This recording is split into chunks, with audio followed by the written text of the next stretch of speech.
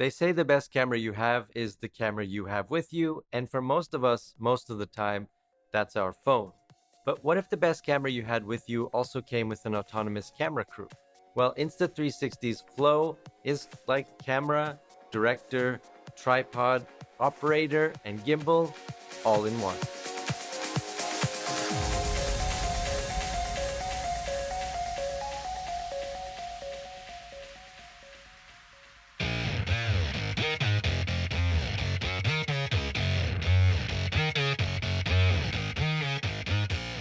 This is the Insta360 Flow. It's a phone gimbal, and phone gimbals aren't anything new. They've been around for a while, but the Insta360 Flow comes with some impressive features on top of the stabilization that you expect from a product like this. The primary purpose of the Flow is to give you stabilized video footage when using your phone. The way the Flow goes about it is with this fold and magnet system. You've got your clip here that goes around your phone, which has a strong magnet to attach to the Flow. You swing open the handle and it's ready to go. The Flow comes in this soft white with a gray silver clip and this black backing for the gimbal arm. It's too bad there aren't any darker color options, and time will tell how well the handle holds up from discoloration over multiple use and just holding it over a long period of time. Now, if you want to customize your Flow a little bit, for an additional charge, you can change this arm here. It can be customized with a variety of patterns and text, all which can be swapped out. You can choose the design you want when ordering from their site, or generate an AI image, or just upload something of your own. As Insta360 likes to do, the Flow comes with several kits and accessory bundle options that include a portable spotlight, for example, but in this review, we'll stick with the basic Flow with the gimbal, USB-C charging case, and soft carry pouch. Folded up, the Flow measures approximately 80 by 162 by 36 millimeters, and when it's in its standard unfolded configuration, 74 by 269 by 70 millimeters. Weighing around 400 grams, the Flow is a bit heavy after a while, so fortunately it can be extended into a selfie stick and tripod so your arms don't have to always do the bulk of the lifting. Charging over USB-C, the Flow can hold a little under 12 hours of battery and charges in about 2 hours if plugged into a wall outlet. Charging via your laptop or portable power bank, you can expect charge times over 2 hours. Overall, it's a very clever design, and the Flow has a lot of features here which this minimalist exterior really doesn't let on. And setting it up is very simple. You just take this magnetic clip off, put it on your phone. Just want to make sure that you're facing the right direction with the camera. Pop it right on there, and you are ready to go. Well, sort of. You still want to download the Insta360 app because that's going to give you and unlock a lot of the features and a lot of the customizability and a lot of the power of this gimbal.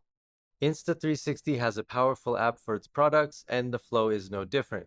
With Bluetooth enabled, you connect the Flow to your phone through the app, which unlocks its true potential. You'll be able to record, switch from video to photos, zoom, and more, all through the handle.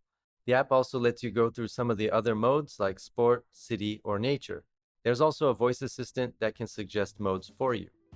I'd like to film a dog in the park. Doesn't always work. Sometimes it takes a couple of tries. But here we go. We get the Shot Genie library, and we're going to do it again. I'd like to film a dog in the park. Now we get dog shots up there.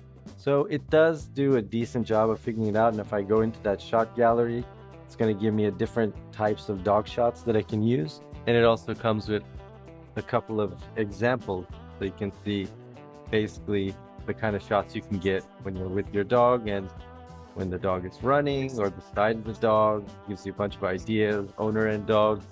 Not the best, and a feature that you probably aren't going to use a ton, especially after you get used to using the 360 Flow, but still nice to have and nice to be incorporated into the gimbal. You can also manually set your shutter speed and frame rates if you're into that sort of thing, and the Flow is very customizable in manual mode, but auto mode in most cases for most of you will do very well. One feature I find very useful is the tracking mode. All you have to do is highlight something, an object or a person, and the Flow does a good job of keeping it in frame no matter how you angle the gimbal. So here's another cool feature. Basically, when you're using the back camera, it's going to film in whatever mode you are and track whatever you want.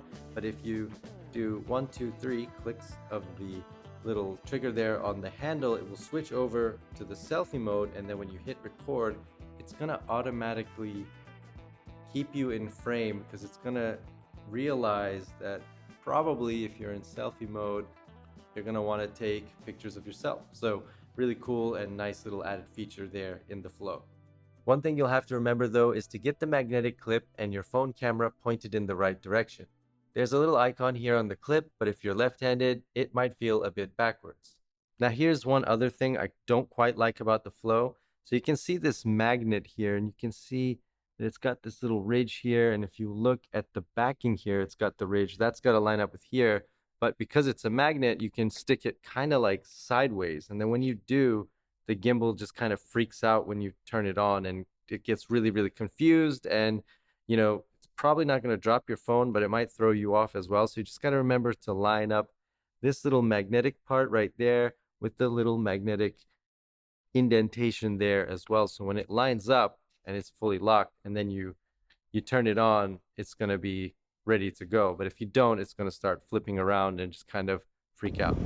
Once you do have it set though, it's pretty easy to vlog, and you can even, with 3 clicks of the trigger, show people what's in front of you and then come right back around to yourself. And it's all very convenient in a very small little package like this. You can even go live and do live streaming if you want, and the stabilization is excellent.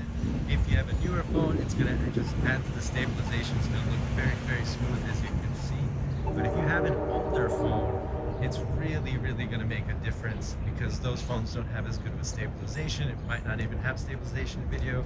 So when added with the stabilization of the gimbal, it's going to look really, really nice.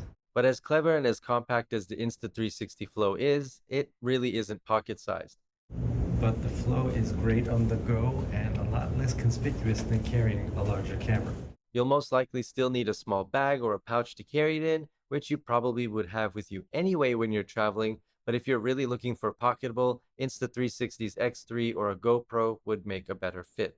There is though a pretty steep learning curve when it comes to the Flow and the Insta360 app, and although it does a really good job in auto, if you want to make the most of it, take advantage of all of its features, shortcuts, and all of the little options that you have in both the Flow itself and the app, it's going to take you a while to learn them.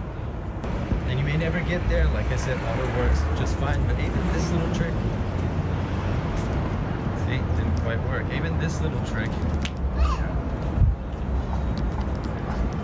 just getting that, or maybe learning how to switch here like this, is going to take you just a little bit of time to get used to, and you want to learn all of those to really make advantage, really feel like you've got everything under your thumb. There's also the touch sensitive wheel that toggles through auto, follow, pan follow, and first person view, which isn't super intuitive, doesn't really have tactile feedback aside from slight vibration, and it is a little bit prone to accidental presses.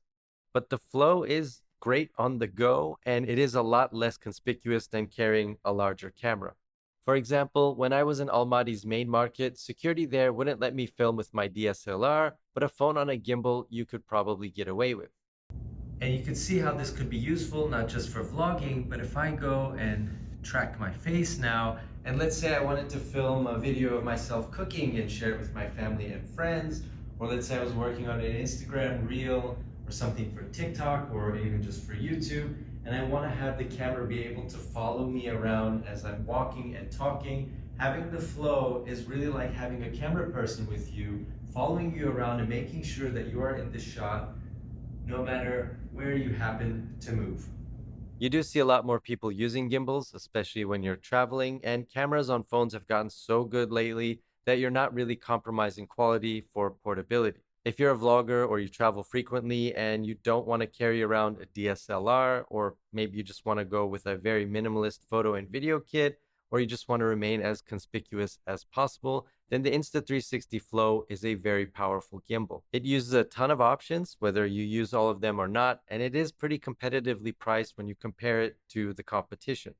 Now, if you're already traveling with a newer GoPro or an Insta360 X3, for example, then the Flow just becomes another part of your toolkit and levels up the things that you can do with your phone. But in those cases, there's going to be a lot of overlap between what a GoPro or an X3 can do and the Flow and a phone, and it might not be worth it to add it to your gimbal. So you're going to really, in those cases, for a lot of you, have to make a choice. Do you want to carry this and your phone, or do you want to continue to carry the X3 and your GoPro if you want to be as minimalist as possible.